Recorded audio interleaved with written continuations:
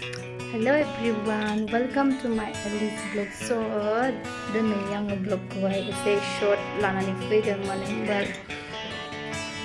दिनैहाय सान्दुङा जि मोजां दुंदोंना ओंखायनो आङो जिनिसफोरखौ एसे सान्दुङाव होनो नागिरदों। आंना जा गाज्रि पिम्पल्स जानानै होदों। माने गोथाङावनो आं सेरनानै होबाय दा ओंखायनो इदि जादों।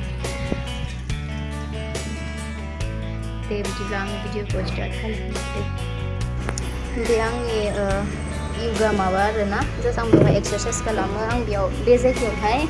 बेखौ आं बायस दोनदोंमोन बेवहाय आङो सेन्देल हिल दोनग्रा रेक दंमोन आरो आंहा पार्सेल दोनग्रा बेयाव पार्सेल दोनग्राथ' आङो बिनि सेन्देल शुजफोरखौहाय माने सान्दुङाव होदों आरो बिदिबा आंनि नायलांबाय थादों जोब्बाय आङो सान्दुङावहाय माने बहुद दिन जाबायमोन ना सिङावनो सोनानै दोनबाय थादों आंनि शुजफोरखौ सेन्देलफोरखौबो आं बाहेरायाव दोनदों आरो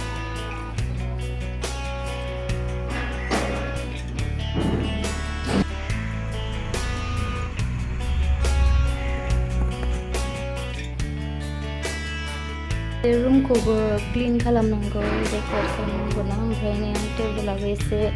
उल्टा जानानै थाबाय आंहा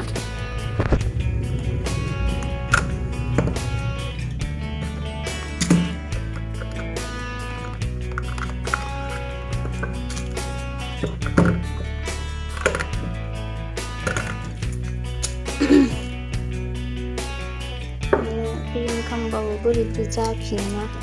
पाताखौनो मोनलायलाङा ओमफ्राय आंना ना बेयावहाय आंना मैया बिसिनाया गाज्रिनो नांनानै माबादोंमोन बिराद जायो आं पिलुखौ खालामनाया नैथियाव ओंखारफिनबावबाय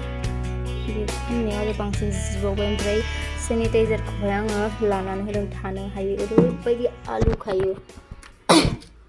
नोंसोरो सानोमोन ना आंनि फार्स्ट ब्लगाव होदोंमोन आङो मेडिसिन होननानै बेलेग मेडिसिन आङो माने आंना गुजुनाय जादोंना ओंखायनो हमिय'नि माने हरदों आरो आंनो ओमफ्राय आंना ब्लाड हेमग्ल'बिना खम नालाय ओंखायनो बेखौ टेब्लेटखौहाय जानांगौ जायो नोंसोरो साननो हागौ ना मानि टेब्लेट जादों मादों होननानै फुरा दिनथु रुमावनो थानाय जायो मा खालामगोन मा थागोन जायो नालाय ओंखायनो ओरैनो शर्ट भिडिअ लानानै फैबाय आरोना आङो ओमफ्राय आङो किचेनखौबो देखायगोन किचेनखौहाय आङो एसे चेन्ज खालामदोंमोन किचेनावहाय आङो बे टेबोलखौहाय सोआखैमोन ओमफ्राय आंना बेफोर गासिबो नैबे रुमावसो दङमोन आरोना नैबे फिल्टाराबो बेफोर गासिबो बाहेरावसो दंमोन जास्ट आङो बेखौहाय मैयायो सेट खालामबाय बेयावहाय माने गाज्रि नुयोना बिथिंहाय ओमफ्राय बै टेबोल दोननायावसो आङो बिसिनाया दंमोन बार आं बिथिं लाबोबाय बिसिनाखौहाय बेसां बिदि आरो आंनि किचेना बिराद फिसा थ' माने फिसाखायनो मोजां दोनजाया जिनिसफोरखौनो जा फिसा आंनाथ' नै ओरैजायहाय माबा दङमोन ना मा होनगोन आंना फुल दाब फिरि दङमोन ना ओमफ्राय खिन्थु आङो थाला होननानै न'आव थांसै होननानै माने लांजोब्बाय बे मोनसेल' दङ बियो मैफ्रायसो ओरैनो सान्दुं फैदोंमोन नालाय ओंखायनो जिफोरखौ एसे लामस्रानानै होदोंमोन आङो ओमफ्राय सान्दुङानो नाङालै आंहा जिया ओरैहाय ओरैबायदि सान्दुं गोसा आरो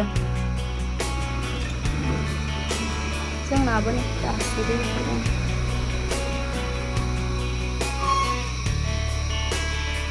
सान्दुं ओरैसो लामनानै होबाय नैबेखौहाय आंनि सुस दोनग्राफोरखौ ओमफ्राय काभारखौ बेयाव होबाय दै होफैदों नै दासो जोंना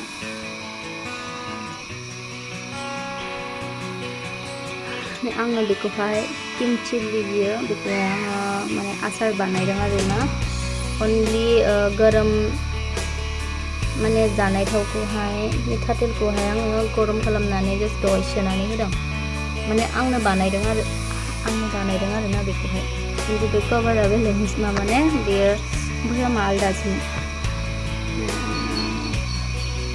बिदि लामनानै होदों ओमफ्राय आंना गोदान ना ओमफ्राय बेखौनो सान्दुङाव होदों आरो पिलुआबो ओमफ्राय दा नैबेखौ साफा खालामनांगौ ओमफ्राय खायसेखौ बखनजोबाखै बाहायबो दङ जिनिसफोरखौ आं बखनजोबाखै ओरैबो दङ एसे सफैनाय माने आङो बेगाव दोनदोंमोन आरोना बेखौल' माबादों ओमफ्राय आंहा मैया देखायनो बावगारदों आङो माबायाव भिडिअ आपल'ड खालामनायाव आंहा बेग गोदान फैदों आरो मैयायो स्टार्ट लाइट ओमफ्राय दायो खिथिखौ मादि नुगोनथाय र' आं फोजोंनानै देखायनो दे एसे नै बिदि आरोना माने दायो सानखाय मोजां नुवाखै खिन्थु हरावबोला जि मोजां नुयो नै मोनावबासो मोजां नुयो आरोना आंना रिं लाइटआ बांद्राय मोजां नङा गबाय थायो आंना बेखौ गोदानसो बिहरफिननांसिगोन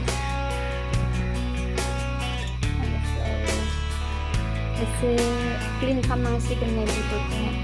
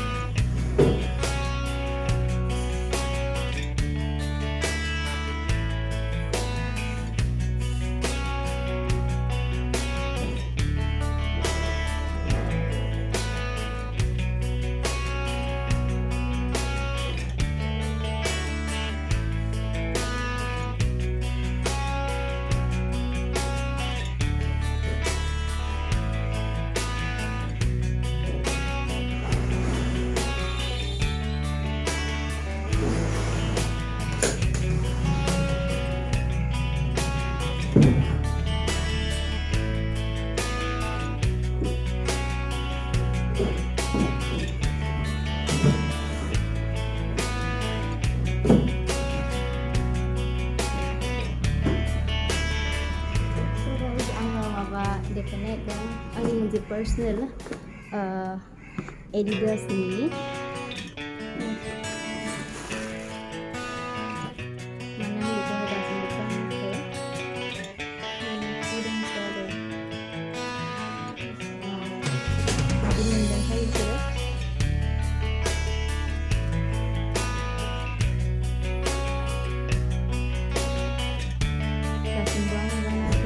unboxing kalau mau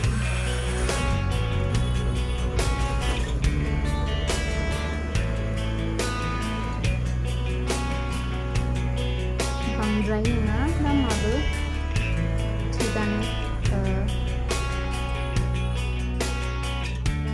बिदिनो प्राइसआ जादोंहाय माबा 7,599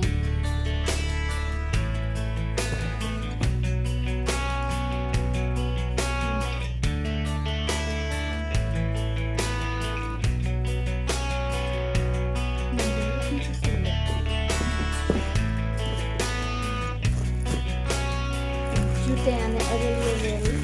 menjadi mana lubuknya dengan godan-godan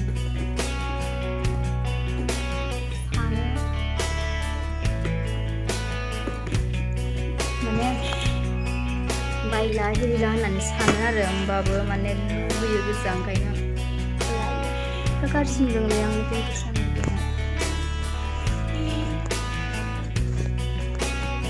makan bersama rumah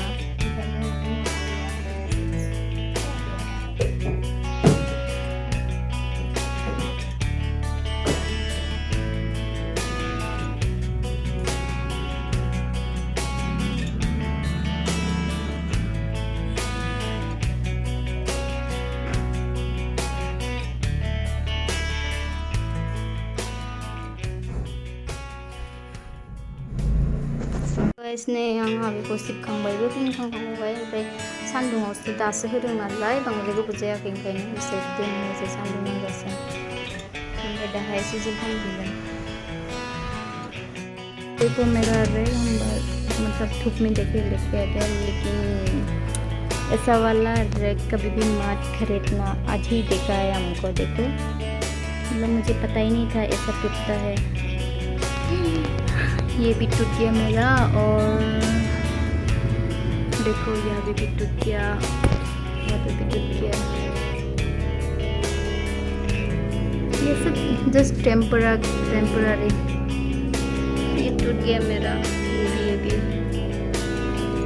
3 टूट गया। ये टूटने से तो गया मेरा। यहाँ पे डाल देगा, थोड़ा देर रखकर। तो गाइस मेरा वीडियो यहाँ तक है। बाय बाय।